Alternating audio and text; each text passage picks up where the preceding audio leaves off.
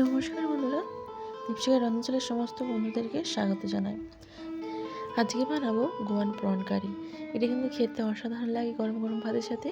আপনারা একবার ট্রাই করতে পারেন। মানে এই একটা রান্নাতেই আপনাদের ভাত সমস্ত পেরিয়ে যাবে, আমি একটা গ্যারান্টি দিয়ে বলে দিতে পারি। তো এর জন্য প্রথমে দেখুন, আমি টমেটো নিয়েছি প্রায় 300 গ্রাম মতন হবে। তো টমেটোটা প্রথমে স্লাইস করে কেটে নিচ্ছি। টমেটোটা কাটা হয়ে গেলে বাগানে চলে যাচ্ছি ক্যারিয়া পাতা তুলতে। টাটকা ক্যারিয়া পাতা তুলে নিয়ে আসলাম।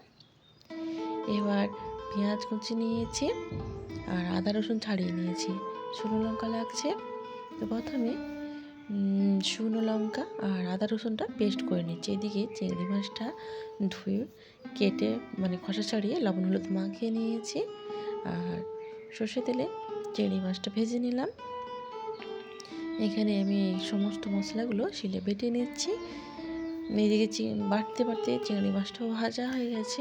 চিংড়ি মাছটা তুলে রাখলাম। এবার যেটা কিন্তু খুব ঝটপট রান্নাটা হয়ে যায়, একদম বেশি সময় লাগে না।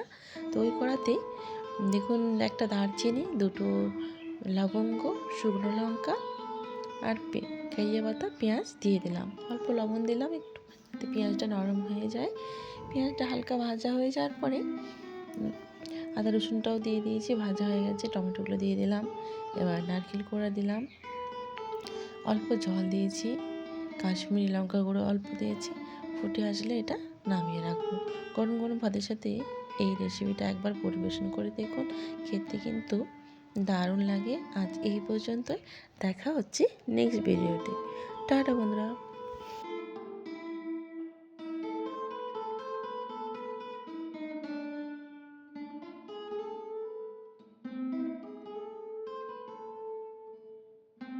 খেতে খুব দারুণ হয়েছে। আপনারা একবার